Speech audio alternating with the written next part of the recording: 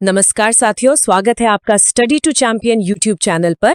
अगर आप SSC, UPSC, MPPSC, police, railway, MP TET, UP TET, CTET या किसी भी प्रतियोगी परीक्षा की तैयारी कर रहे हैं तो आप बिल्कुल सही जगह पर आए हैं। इस चैनल पर आपको मिलेगा जीके और जीएस और हिंदी की कंप्लीट थ्योरी, कॉन्सेप्ट्स के साथ समझाया गया कंटेंट और परीक्षा में पूछे जाने वाले मोस्ट इंपॉर्टेंट टॉपिक्स की सटीक तैयारी। यहाँ हमारा लक्ष्य है रटना नहीं बल्कि समझ कर पढ़ना, ताकि आप हर परीक्षा में आत्मविश्वास के साथ सफल हो सके। तो चलिए आज के इस महत्वपूर्ण सेशन की शुरुआत करते हैं और अपने लक्ष्य की ओर एक कदम और आगे बढ़ते हैं स्टडी टू चैंपियन के साथ। चलिए शुरू करते हैं। बिल्कुल। और आज का हमारा ये डीप डाइव यानी हमारा ये गहन विश्लेषण बहुत ही खास होने वाला है। हाँ, क्योंकि आज हम स्टडी टू चैंपियन की एक बेहद ही शानदार प्रेजेंटेशन एक पीडीएफ नोट्स के माध्यम से हिंदी वर्णमाला की परतों को खोलने वाले हैं। विषय है हिंदी वर्णमाला, स्वर एवं व्यंजन का पूर्ण परिचय। और मैं यहाँ शुरुआत में ही स्पष्ट कर दूं, ये कोई आम रटने वाली क्लास नहीं है। बिल्कुल नहीं। हम अक्सर सोचते हैं कि अ आ ई और क ख ग बस याद करने की चीजें हैं, लेकिन आज हम ध्वनियों के पीछे का विज्ञान डिकोड करेंगे, जैसे जीभ और वायु की स्थिति। बिल्कुल, हमारी स्वर तंत्रियों में क्या होता है, हवा कैसे निकलती है और ये सब परीक्षा में एग्जाम पॉइंट्स के रूप में कैसे आते हैं। हम इस पूरी एनाटॉमी को विजुअल तरीके से समझने वाले हैं। और ये एनाटॉमी वाली बात ना बिल्कुल सटीक बैठती है। मैंने जब नोट्स की पहली स्लाइड देखी तो उसमें एक बहुत ही रोचक ऐतिहासिक विरोधाभास था। ऐतिहासिक विरोधाभास जी? मतलब हम सभी जानते हैं कि हिंदी की आदि जननी संस्कृत है। हाँ, ये तो सर्वविदित है। लेकिन जो शब्द है हिंदी, वो खुद हिंदी या संस्कृत का नहीं है। सही कहा। नोट्स स्पष्ट रूप से बताते हैं कि हिंदी शब्द की उत्पत्ति खुद फारसी भाषा से हुई है। यानी भाषा हमारी अपनी, लेकिन नाम विदेशियों का दिया हुआ। ये इतिहास और भूगोल का बहुत खूबसूरत संगम है। तो ये ऐतिहासिक यात्रा कैसे हुई? देखिए, अगर हम क्रमिक विकास पर गौर करें तो शुरुआत संस्कृत से होती है, जो आदि जननी है। बिल्कुल। फिर आम बोलचाल में यह पाली में बदली, फिर प्राकृत का दौर आया, उसके बाद भाषा थोड़ी और घिसी तो अपभ्रंश बनी, फिर आवाहट। हाँ, आवाहट का चरण आया और अंततः जो निखरा हुआ रूप आज हमारे सामने है वो हिंदी है। अब हिंदी शब्द के पीछे का भूगोल समझते हैं, जो ईरानियों से जुड़ा है। जी। प्राचीन काल में ईरानी यानी फारसी लोग व्यापार के लिए सिंधु नदी के आसपास आए। अब उनकी भाषा की प्रकृति ऐसी थी कि वो स का उच्चारण ह की तरह करते थे। अच्छा, स को ह बोलते थे। बिल्कुल। तो उन्होंने सिंधु को हिंदू कहना शुरू किया, वहां के स्थानों को हिंद कहा जाने लगा और उसी हिंद से विकसित होकर शब्द बना हिंदी। मतलब पूरी तरह से उच्चारण के अंतर का नतीजा, सिंधु से हिंदू और फिर हिंदी। एकदम सही। और प्रतियोगी परीक्षाओं के लिए ये एक बड़ा तथ्य है कि जननी संस्कृत है लेकिन नामकरण फारसी है। और इसी ऐतिहासिक पृष्ठभूमि के बाद नोट्स सीधा व्याकरण की गहराइयों में उतरते हैं। एक बहुत ही बुनियादी अंतर को स्पष्ट किया गया है, ध्वनि और वर्ण के बीच का अंतर, जो अक्सर कंफ्यूज करता है। बिल्कुल। एक विजुअल स्लाइड है जो बताती है कि ध्वनि भाषा की सबसे छोटी मौखिक इकाई है, यानी जो आवाज मुंह से निकली और कानों में पड़ी वो ध्वनि है। और जब उसी ध्वनि को हम कागज पर लिख देते हैं, उसे एक आकार दे देते हैं, तो वो वर्ण बन जाता है। वर्ण भाषा की सबसे छोटी लिखित इकाई है। और यहीं पर एक बहुत ही महत्वपूर्ण परीक्षा बिंदु या कह लें एक ट्रैप है। बिल्कुल, परीक्षा का जाल। कई बार पूछा जाता है कि भाषा की सार्थक लघुत्तम इकाई क्या है, और लोग अक्सर ध्वनि या वर्ण पर टिक लगा देते हैं, जो कि गलत हो जाता है, क्योंकि यहाँ सार्थक शब्द जुड़ गया है। सार्थक मतलब जिसका कोई अर्थ हो, जैसे केवल क या म का अपने आप में कोई अर्थ नहीं है। सही। लेकिन जब ये वर्ण मिलते हैं, जैसे क, म और ल मिलकर कमल बनाते हैं, तब उसका अर्थ निकलता है। इसलिए भाषा की सार्थक लघुत्तम इकाई शब्द होती है। वर्ण और शब्द के बीच का ये बारीक अंतर ही सिलेक्शन और रिजेक्शन तय करता है। एकदम सही बात है। अब इस अर्थपूर्ण चर्चा के बाद चलिए उस गणित पर आते हैं जहाँ सबसे ज्यादा उलझन होती है। वर्णमाला में कुल वर्ण कितने हैं? ये तो सबसे आम सवाल है। इस स्टडी टू चैंपियन की जो प्रेजेंटेशन है वो इसे उंगलियों पर विजुअलाइज करवाती है। मैं इसे समझाती हूँ। कुल 52 वर्ण बताए गए हैं। सबसे पहले 11 मुख्य स्वर, उनमें 2 अयोगवाह वर्ण जोड़ दें तो ये हो गए 13। स्वरों का हिस्सा 13 हो गया। फिर व्यंजनों की बारी, 33 मूल व्यंजन। ठीक है। इन 33 में 4 संयुक्त व्यंजन और 2 उत्क्षिप्त व्यंजन जोड़े जाते हैं, जिससे व्यंजन हो गए 39। और अगर इन 39 और 13 को मिला लें तो कुल योग सटीक 52 बैठता है। ये गणित तो पूरा लेखन पर आधारित है, स्क्रिप्ट के आधार पर। हाँ, लेकिन नोट्स में एक और दृष्टिकोण है जो उच्चारण पर आधारित है। अगर हम रोजमर्रा की भाषा में बोलने पर ध्यान दें तो ये संख्या 45 ही मानी जाती है। अच्छा, 45 कैसे? इसमें 10 स्वर और 35 व्यंजन होते हैं। कमी क्यों आई? क्योंकि कुछ वर्ण जैसे री, इसका उच्चारण समय के साथ री जैसा हो गया, या कुछ संयुक्त व्यंजनों को स्वतंत्र ध्वनि नहीं माना जाता। बोलते समय? तो परीक्षा में सवाल की भाषा पढ़ना बहुत जरूरी है। बिल्कुल। अगर कुल वर्ण पूछा है तो 52, अगर उच्चारण के आधार पर पूछा है तो 45। बहुत ही स्पष्ट है ये। अब चलिए स्वरों के विज्ञान पर चलते हैं। नोट्स में स्वर को बहुत सरल ढंग से परिभाषित किया गया है। स्वतंत्र ध्वनियां, जो बिल्कुल आजाद हैं। हाँ, जिन्हें बोलने के लिए किसी और वर्ण के सहारे की जरूरत नहीं पड़ती। कुल 11 मुख्य स्वर अ, आ, इ, उ, ई, ए, ओ, औ। और यहाँ री को लेकर एक खास बात है कि इसका प्रयोग सिर्फ तत्सम शब्दों में होता है। यानी जो संस्कृत से सीधे हिंदी में आ गए, जैसे ऋषि या कृपा। तद्भव में नहीं होता है। नहीं।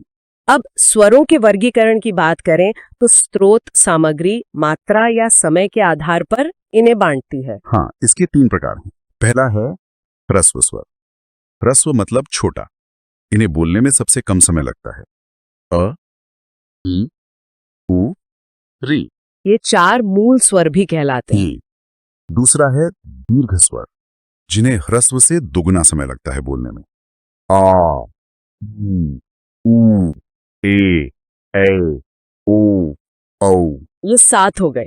और तीसरा बहुत दिलचस्प है प्लुत स्वर।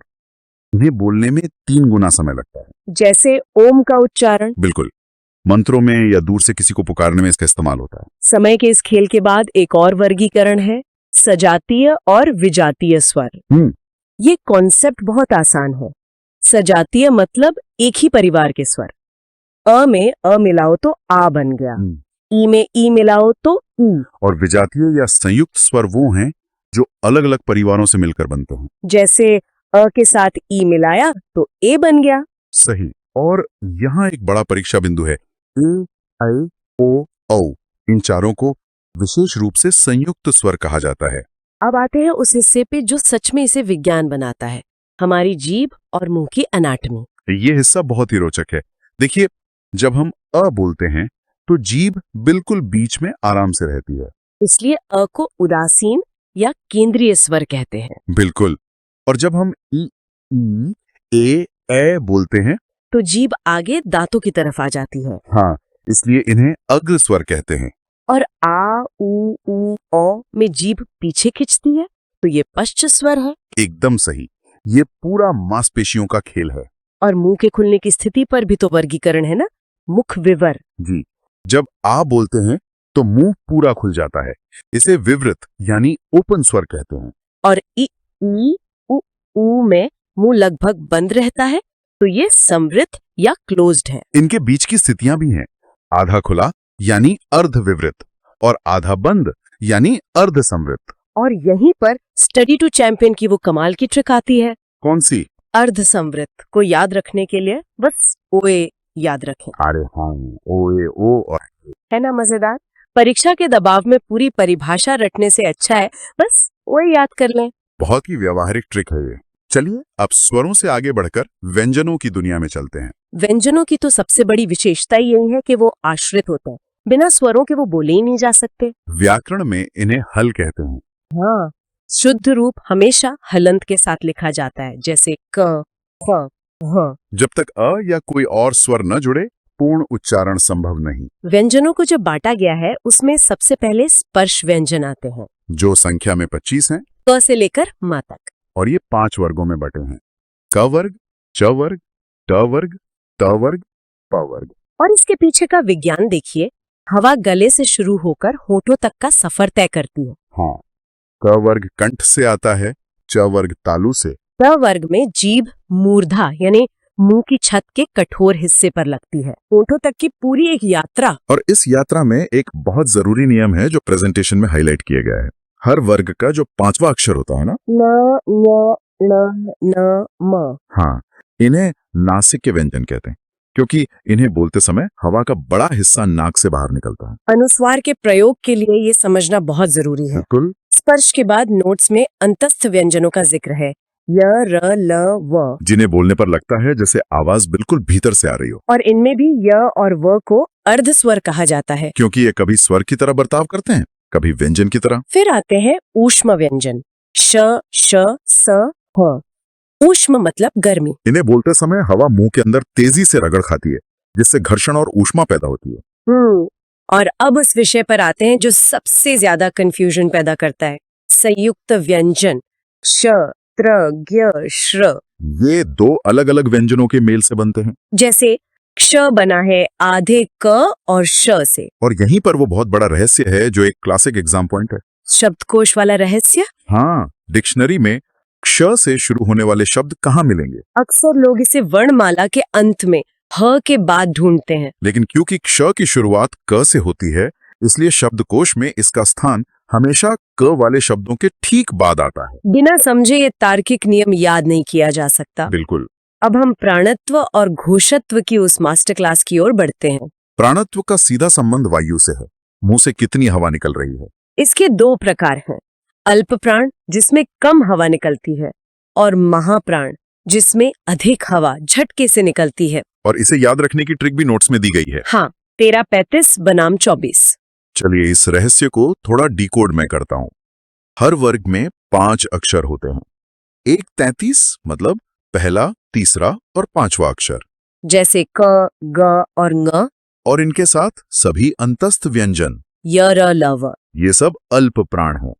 और 24 मतलब दूसरा और चौथा अक्षर, जैसे ख और घ, और उनके साथ ऊष्म व्यंजन श, श, स, ह, ये महाप्राण है। आप हाथ मुंह के सामने रखकर क और फिर ख बोलें तो ख में हवा का तेज झोंका हथेली पर टकराता है। और एक नियम ये भी है कि सभी 11 स्वर अल्प प्राण होते हैं। बिल्कुल। वायु की बात तो हो गई, अब घोषत्व की बात करते हैं, यानी हमारी स्वर तंत्रियों में कंपन। अघोष मतलब जहां गले में कंपन नहीं होता, और सघोष या घोष जहां बोलते समय गले में झंकार पैदा होती है। नोट्स के अनुसार हर वर्ग का पहला और दूसरा अक्षर और ऊष्म व्यंजनों में से श, श, स अघोष होते हैं, और वर्ग का तीसरा, चौथा, 5वां अक्षर सभी अंतस्थ व्यंजन और सभी स्वर सघोष होते हैं। लेकिन यहाँ एक बहुत बड़ा अपवाद है जो अक्सर परीक्षकों का पसंदीदा होता है। ह का अपवाद। जी। एक ऊष्म व्यंजन है, बाकी 3 ऊष्म व्यंजन अघोष हैं, लेकिन ह बोलते समय गले में गहरी झंकार होती है, इसलिए ह सघोष है। तो ह का प्रोफाइल हुआ वायु के आधार पर महाप्राण और कंपन के आधार पर सघोष। बहुत ही शानदार विश्लेषण। अब अंतिम हिस्से में कुछ विशेष ध्वनियों की बात करते हैं जो अक्सर हाशिए पर रह जाती हैं। जैसे अयोगवा। हाँ, अंग यानी अनुस्वार और आह यानी विसर्ग, ये न पूरे स्वर हैं न पूरे व्यंजन। ये योग न होने पर भी साथ रहते हैं, हमेशा स्वर के बाद ही आते हैं। फिर कुछ शरीर विज्ञान के चमत्कार भी हैं। लुंठित व्यंजन र। लुंठित मतलब लुढ़कता हुआ। र बोलते समय जीभ की नोक कांपती है जैसे कोई इंजन स्टार्ट हो रहा हो। और पार्श्विक व्यंजन ल। ल बोलते समय जीभ बीच का रास्ता बंद कर देती है और हवा बगलों से यानी साइड से निकल जाती है। फिर काकल्य वर्ण ह, मुंह खुला रहता है और हवा बंद गले को झटके से खोल के निकलती है, जैसे इंसान थकने के बाद गहरी सांस छोड़ता है। क्या बात है। और वो जो 2 वर्ण हैं ड़ और ढ़, जिनके नीचे बिंदु लगा होता है, उन्हें उत्क्षिप्त या द्विगुण कहते हैं। उत्क्षिप्त मतलब फेंका हुआ, जीभ ऊपर उठकर स्प्रिंग की तरह झटके से नीचे गिरती है। और इसका एक कड़ा नियम है कि कोई भी शब्द इनसे शुरू नहीं हो सकता। ये हमेशा बीच में या अंत में आते हैं, जैसे सड़क, लड़का। इन्हें विकसित वर्ण भी कहते हैं क्योंकि ये बाद में आए, और विकास की यही प्रक्रिया हमें आगत ध्वनियों तक ले जाती है, जो बाहर से आए हैं, जैसे अरबी फारसी के प्रभाव से ख, ख, ग, ज, फ। जिनके नीचे नुक्ता लगा होता है। राजा शिव प्रसाद सितारे हिंद ने इसकी शुरुआत की थी। और नुक्ता अर्थ ही बदल देता है। राज का मतलब शासन और राज का मतलब रहस्य। ऐसे ही अंग्रेजी से औ की ध्वनि आई, जो डॉक्टर या कॉलेज में इस्तेमाल होती है। आज की हिंदी में नुक्ता वाले ज और फ का बहुत प्रयोग होता है, बिल्कुल तो ये सफर सच में अविश्वसनीय रहा। चलिए एक त्वरित सारांश निकाल लेते हैं। जी। कुल वर्ण 52, उच्चारण में 45, स्वर 11, मूल व्यंजन 33, वायु के दबाव के लिए 13, 5 और 24 का नियम, और कंपन के लिए अघोष सघोष, जहां ह का अपवाद सबसे जरूरी है। एकदम सही। इस पूरी चर्चा के अंत में मैं एक विचार छोड़ना चाहता हूं। हमने देखा कि कैसे फारसी और अंग्रेजी के प्रभाव से हिंदी में नुक्ता और औ जैसी ध्वनियां शामिल हुई। तो सोचने वाली बात यह है कि आज के इस तेज तरार डिजिटल और सोशल मीडिया के युग में, जहां इंटरनेट की भाषा हावी है, अगले 100 वर्षों में हमारी हिंदी वर्णमाला का स्वरूप कैसा होगा? ये एक बहुत ही विचारोत्तेजक सवाल है।